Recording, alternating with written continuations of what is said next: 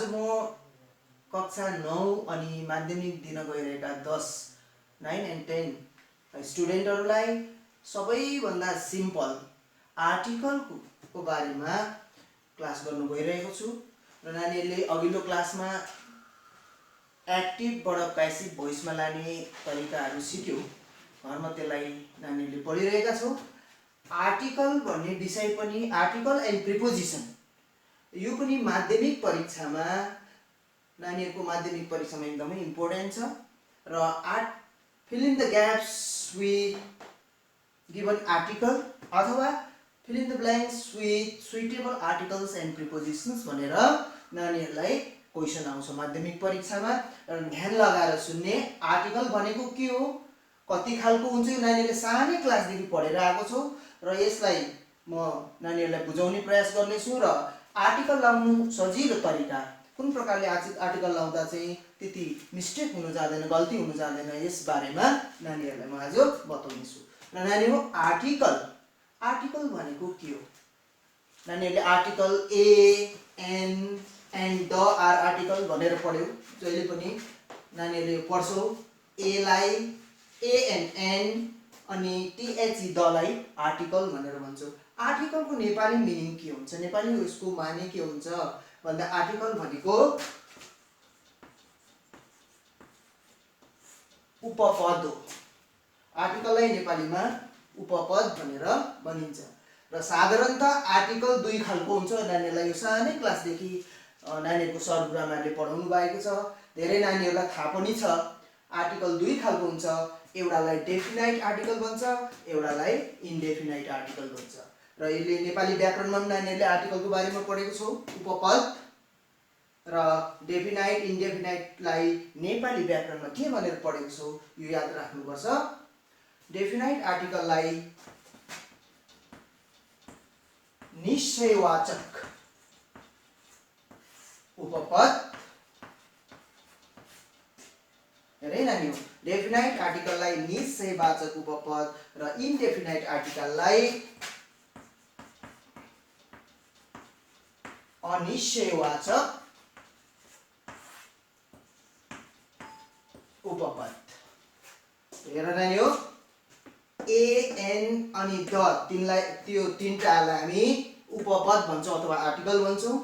Article दुई खालको हुन्छ, साधारणतः इङ्ग्लिसमा हामी डेफिनाइट आर्टिकल र इन्डेफिनाइट आर्टिकल गरेर दुईटा आर्टिकल पढ्ने गर्छौँ। र डेफिनाइट आर्टिकलमा द आउँछ, T H E the is definite article.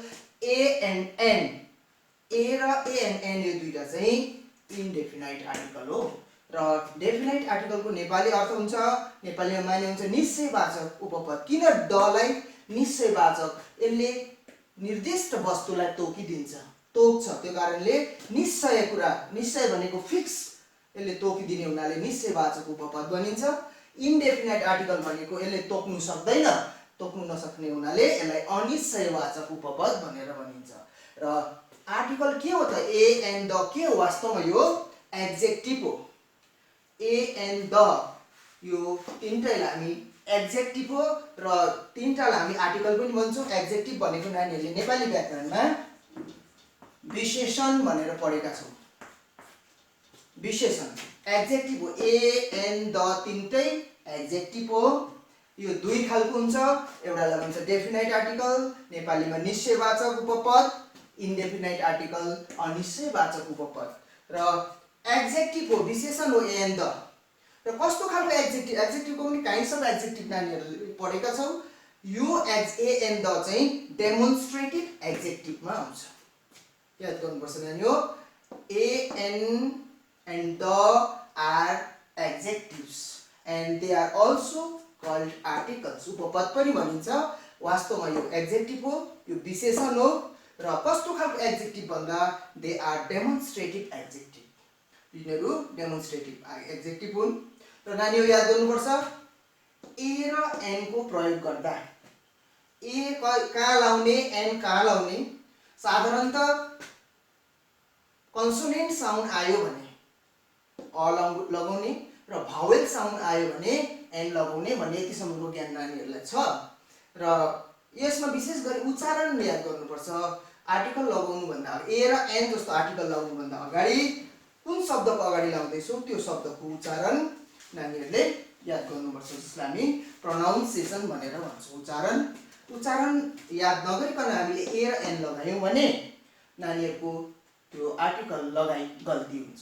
र नानीहरू सधैँ याद गर्ने उच्चारणलाई जब ए र एन खाली ठाउँमा भर्दैछौ तिमीहरूले insert article in the following caps भनेर क्वेसन आउँछ।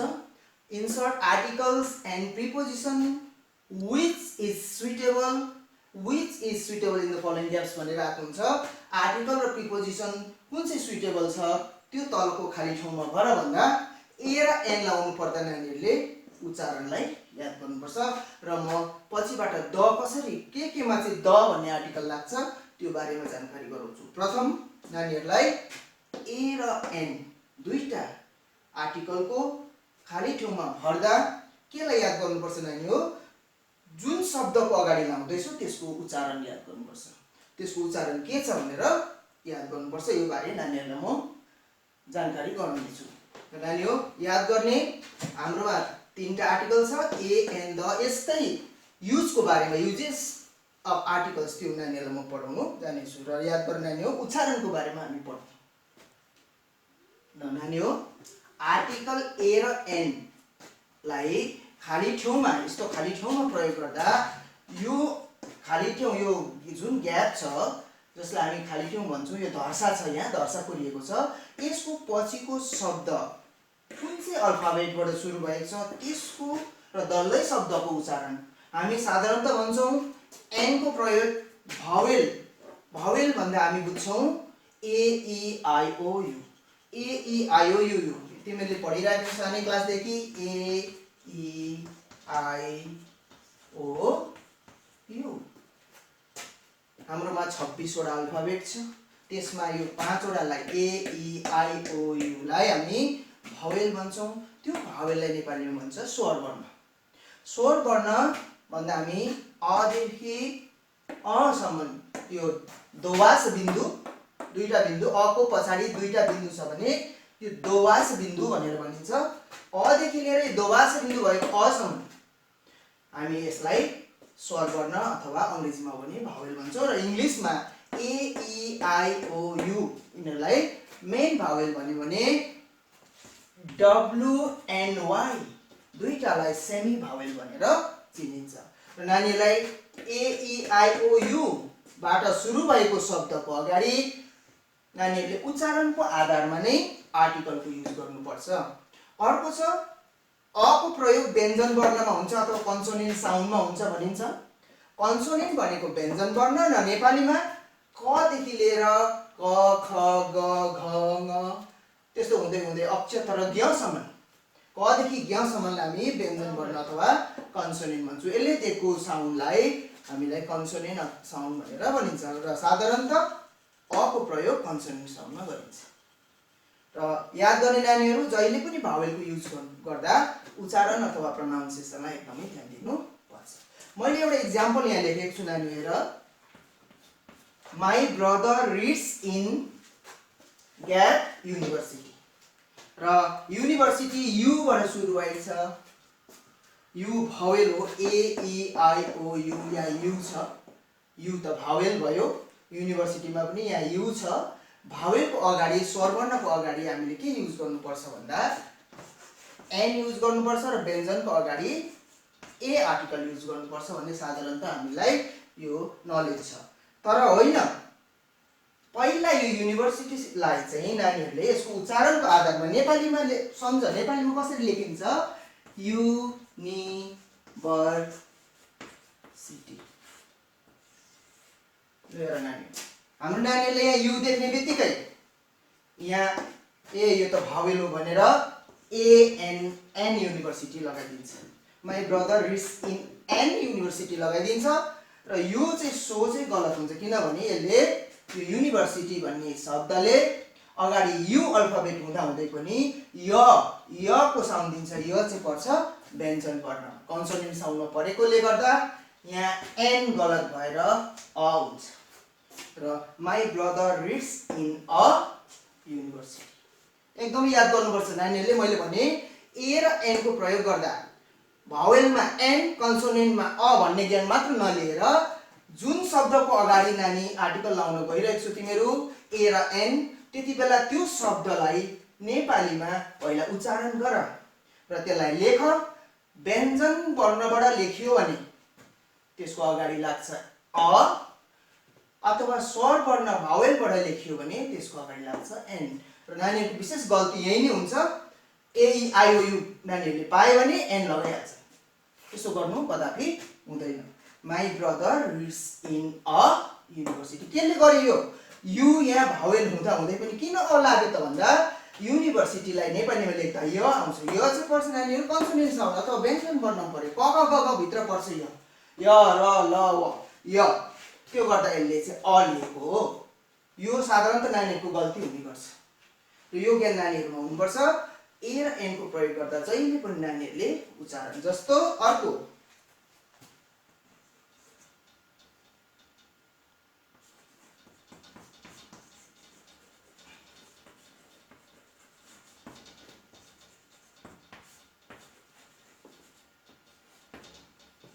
एउटा उदाहरण हेर नानीहरू, यहाँ लेखेको छु मैले I will come back, I will come back in hour. तिमीले भन्नु परेको छ म 1 घण्टा बादमा फर्केर आउनेछु र I will come back in an hour. अब यहाँ हेर एच त यो कन्सोनेन्ट हो, यो भावेल होइन, तर यसको उच्चारण आवर कसरी लेखिन्छ? आवर। यो उच्चारण हेर नानी हो, I will come back in an hour भन्दा अ आयो नि त, अ आयो यहाँ स्वर वर्णमा पर्यो र आवर एच हुँदा हुँदै पनि एच त यहाँ पर्छ तिमीहरूको कन्सोनेन्टमा, तर यहाँ साउन्ड दिँदैछ भावेल र यो पर्छ व्यञ्जन वर्णमा यता एच चाहिँ, तर साउन्ड दिँदैछ स्वर वर्णको, त्यो कारण इन एन आवर भनेर लेख्नुपर्छ। र I will come back in an hour भएको चाहिँ साउन्डले गर्दा हो। यो एकदम साउन्ड चाहिँ एकदम याद गर्नुपर्छ। जहिले पनि उच्चारणलाई याद गरेर मात्रै आर्टिकलको युज गर्नुपर्छ। यो नानीहरूकोमा नलेज हुनुपर्छ। अब नानीले के गर्ने भने जब आर्टिकल युज गर्नुपर्छ ए र एन मात्र, अहिले मैले इन्डेफिनाइट आर्टिकलपट्टि गएको छु, यो दुईटा इन्डेफिनाइट आर्टिकललाई युज गर्दा उच्चारण कहिल्यै नछोड्ने, उच्चारण गर्ने। जुन शब्दको अगाडि लाउँदैछु उच्चारण गर्ने। यदि स्वर वर्ण अ देखि असम्म यो दोभाष बिन्दु बाक्लोसम्म पर्यो भने नानीले सोझै एन लाउन सक्छौ र साउन्डमा व्यञ्जन वर्ण कन्सोनेन्ट क देखि यहाँसम्म उच्चारण आयो भने तिमीहरूले यसलाई अ लाउन सक्छौ। र याद गर्नु स्वर वर्ण र व्यञ्जन वर्ण अथवा भावेल र कन्सोनेन्टको उच्चारणले नै ए र एन कसरी लगाउनु पर्छ भन्ने तय हुन्छ। र नानीहरूले पहिला तय गर्ने र मात्रै सतर्क भएर मात्रै ए र एन आर्टिकलको युज गर्नुपर्छ, कदापि यो गल्ती हुन जाँदैन। र नानी हो अब हामी यसको पछि द डेफिनाइट आर्टिकलको बारेमा पढ्नेछौँ। र नानी हो अब हामी डेफिनाइट अथवा निश्चयवाचक उपपदको बारेमा पढ्छौँ। डेफिनाइट आर्टिकल, आर्टिकल भनेको उपपद हो र डेफिनाइट आर्टिकल भनेको निश्चयवाचक उपपद र इन्डेफिनाइट आर्टिकल भनेको चाहिँ अनिश्चयवाचक उपपद। र अनिश्चयवाचकको बारेमा हामीले अघि पढिहाल्यौँ। र टीएचई द यो एक्चुअली अथवा एक्चुअलमा यो नानीले अघि भने एड्जेक्टिभ हो, एड्जेक्टिभमा पनि डेमोन्स्ट्रेटिभ एड्जेक्टिभ हो, यसलाई हामी आर्टिकल पनि भन्छौँ। र यो द कता लाउने, केमा लाउने भन्दा names of oceans, names of seas, names of rivers, names of mountain ranges. र नानीहरू हेर मैले इक्जाम्पल यहाँ दिएको छु, हिमालय। हिमालय एउटा माउन्टेन रेन्ज हो, पर्वत श्रृङ्खला हो। यो पर्वत श्रृङ्खलाको अगाडि हामी द लाउँछौँ। यसरी नै अर्को द आल्प्स, एएलपीएस, द आल्प्स यसरी लाउन सक्छौँ। त्यसरी नै पेसिफिक एउटा ओसनको नाम हो, पेसिफिक, द पेसिफिक ओसन। त्यसरी नै रिभरको नामको अगाडि लाउँ, नजिकको एउटा नदी छ, the Teesta, the Rangeet, the Balason, यसरी लाउन सक्छौँ। सीज अथवा सीहरूको नाम अगाडि द रेड सी, यस्तो प्रकारले हामीले द लगाउन सक्छौँ। र याद गर्नु नानी हो, माउन्टेन रेन्जको अगाडि हिमालय, ओसनको अगाडि पेसिफिक, द पेसिफिक, रिभरको अगाडि द टिस्टा, सीको अगाडि द रेड सी, यसो गरेर हामीले द को युज गर्न सक्छौँ। अर्को द लाग्ने एउटा भयो, यो भइहाल्यो names of ocean seas rivers mountain ranges etcetera. अर्को रिलिजियस बुक, जति पनि हाम्रोमा भएको नानी हो धार्मिक पुस्तकहरू छन्, धार्मिक पुस्तकको नाम अगाडि हामीले द लाउँछौँ। हाम्रोमा विभिन्न धर्म मान्छौँ हामी, जस्तै the Gita, the Bible, the Tripitaka, the Guru Granth. जति पनि धर्महरू छन् ती धर्मका आफ्ना पवित्र पुस्तक जसलाई हामी रिलिजियस बुक भन्छौँ, त्यो रिलिजियस बुकको अगाडि हामी द लाउँछौँ। जस्तो गीता हिन्दूहरूको पवित्र पुस्तक, द गीता, बाइबल क्रिस्चियनहरूको पवित्र पुस्तक, द बाइबल, द त्रिपिटक बुद्धिस्टहरूको त्रिपिटक, द गुरु ग्रन्थ सिखहरूको गुरु ग्रन्थ धार्मिक पुस्तकको यसको अगाडि हामी द लाउँछौँ। यो याद गर्नुपर्छ नानीहरूले, गीता, बाइबल, त्रिपिटक, गुरु ग्रन्थ यस्ता धार्मिक पुस्तकहरूको नामको अगाडि नभुलिकन आर्टिकल युज गर्नु परेको खण्डमा, डेफिनाइट आर्टिकल लाउनु परेको खण्डमा हामीले द को प्रयोग गर्छौँ। नानी यसरी नै अर्को छ म्युजिकल इन्स्ट्रुमेन्ट, वाद्यवादनका जति पनि साधनहरू छन् ती साधनहरू अगाडि नाम अगाडि हामी द लाउँछौँ। अब आयो म्युजिकल इन्स्ट्रुमेन्ट, जति बजाउने बाजा गाजा छन् वाद्यवादनका साधनहरू छन् त्यसको नामको अगाडि हामी द लाउनुपर्छ। जसरी द गिटार, द फ्लुट बाँसुरी फ्लुट, द मादल यो हाम्रो नेपाली बाजा, गिटार, फ्लुट, मादलको अगाडि द लाग्छ किनभने यिनीहरू सबै म्युजिकल इन्स्ट्रुमेन्ट अथवा वाद्यवादनको बजाउने बाजाहरू हुन्। बजाउने बाजाहरूको नामको अगाडि हामी नभुलिकन आर्टिकल युज गर्दा द को युज गर्छौँ। अर्को छ नानीहरू याद गर्ने अर्डिनल नम्बर। अर्डिनल नम्बर हाम्रोमा दुईटा नम्बर छ, एउटालाई भन्छ कार्डिनल नम्बर, अर्कोलाई भन्छ अर्डिनल नम्बर। र कार्डिनल नम्बर भनेको 1 2 3 4 5 यसरी ONE 1 TW 2 यो अर्डिनल नम्बर भयो, सरी कार्डिनल नम्बर भयो। अर्डिनल नम्बर हुन्छ फर्स्ट, सेकेन्ड, थर्ड। याद गर्नुपर्छ नानीले, दुईटा नम्बर छ, एउटालाई कार्डिनल नम्बर भन्छ, एउटालाई अर्डिनल नम्बर भन्छ। कार्डिनल नम्बरमा के आउँछ भन्दा ONE 1 TW 2 THREE 3 they are cardinal numbers. Ordinal number भनेको first, second, third, FIRST first, SECOND second, THIRD third.